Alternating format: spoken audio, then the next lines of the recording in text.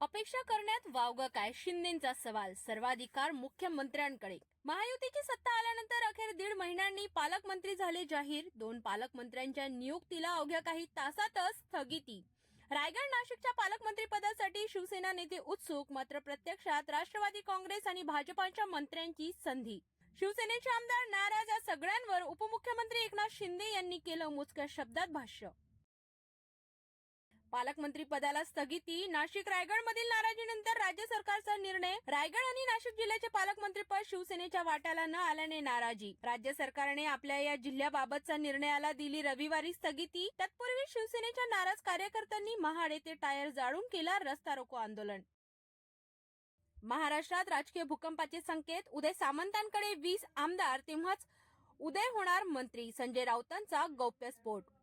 उद्धव ठाकरेंना संपवून शिंदेंना आणलं गेलं. शिंदेंना संपवून तिसरा उदय नाकारता येत नाही, कारण उदय दोन्ही बाजूंवर हात ठेवून असल्याचं खळबळजनक विधान काँग्रेस नेते विजय वडेट्टीवार यांनी केले होते. यावर राजकीय वर्तुळात येत आहेत प्रतिक्रिया. आता ठाकरे गटाचे नेते संजय राऊत यांनी याचाच धागा पकडत केला मोठा गौप्यस्फोट. उदय सामंत एकनाथ शिंदेंची साथ सोडणार का? दावोस मधून व्हिडिओद्वारे केले स्पष्ट. महाराष्ट्राच्या राजकारणात उपमुख्यमंत्री एकनाथ शिंदे आणि उद्योग मंत्री उदय सामंत यांच्यामध्ये गैरसमज आणि राजकीय षडयंत्राच्या बाबतीत उडाली खळबळ. सामंत यांनी सर्व आरोप फेटाळून लावले आणि राजकारणाच्या पलीकडे संबंध असल्याचे सांगितले. तसेच राऊत आणि वडेट्टीवार यांनी केलेले वक्तव्य खोटे असल्याचेही केले स्पष्ट. जे वक्तव्य संजय राऊत आणि विजय वडेट्टीवार यांनी केलं हे धादांत खोटं आहे. मी पुन्हा येईन म्हणत खरंच आलात, पुन्हा पुन्हा या. दाओस मधील चिमुरड्याचे बोल. फडणवीसांनी घेतला गालगुच्चा. एका चिमुरड्याने मी पुन्हा येईन असं तुम्ही म्हणाला होतात आणि तुम्ही खरंच पुन्हा आलात, हे मला खूप छान वाटतंय असं सांगत मुख्यमंत्र्यांचं जिंकलं मन. चिमुरड्याने मराठी अभिमान गीताचे फडणवीसांचं स्वित्झर्लंडमध्ये केलं स्वागत. दाओस येथे जागतिक आर्थिक परिषदेत सहभागी होण्यासाठी मुख्यमंत्री स्वित्झर्लंड दौऱ्यावर. धनंजय मुंडेंनी कार्यकर्त्यांना ताकीद द्यावी, नाहीतर मी परळीत येऊन बसेन. तृप्ती देसाई कडाडल्या. सातत्याने खालच्या पातळीवर ट्रोलिंग केली तर परळीत येऊन बसेन आणि लोकशाही मार्गाने धडा शिकवीन. तृप्ती देसाई यांनी दिला इशारा. नैतिकतेच्या दृष्टिकोनातून धनंजय मुंडे यांनी राजीनामा देणे आवश्यक. तृप्ती देसाई यांचं वक्तव्य. धनंजय मुंडेंनी आपल्या कार्यकर्त्यांना ताकीद द्यावी, मी अजून फार बोललेले नाही असा इशारा धनंजय मुंडे यांना तृप्ती देसाई यांनी दिला. बीडची सेवा करण्याची संधी मिळाली असती तर आनंद झाला असता. पंकजा मुंडे यांनी भाष्य करत केली खंत व्यक्त. महायुती सरकारचे पालकमंत्री वाटप झाले. जाहीरपणे पालकमंत्री न मिळाल्याने सरकारमधील मंत्री दर्शवत आहेत नाराजी. बीडचे पालकमंत्रीपद अजित पवार यांना. पंकजा मुंडेंनी व्यक्त केली खंत. पंकजा मुंडे जालना जिल्ह्याच्या पालकमंत्रीपदी.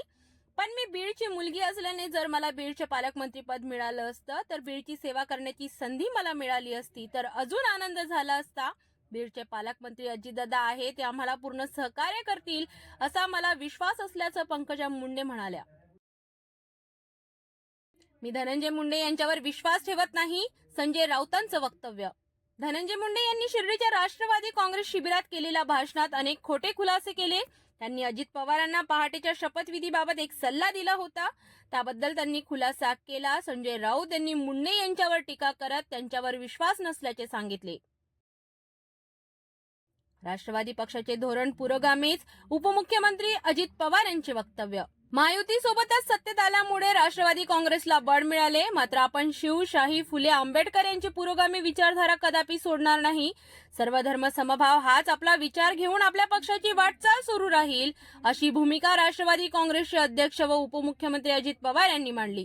पक्षाची प्रतिमा मलिन होईल असे कोणतेही गैरवर्तन खपवून घेतले जाणार नाही असा इशारा कार्यकर्त्यांना देताना धनंजय मुंडे आणि माजी मंत्री नवाब मलिक यांना विनाकारण लक्ष केले जात असल्याचे सांगून पवारांनी त्यांची पाठराखण केली. माझ्या जीवाला सुरेश धस यांच्याकडून धोका. सामाजिक कार्यकर्त्याचा मोठा दावा. थेट मुख्यमंत्र्यांना दिले निवेदन. माझ्या जीवितास आमदार सुरेश धस, पत्नी प्राजक्ता धस, देवीदास धस यांच्यासह त्यांच्या दलालांकडून धोका.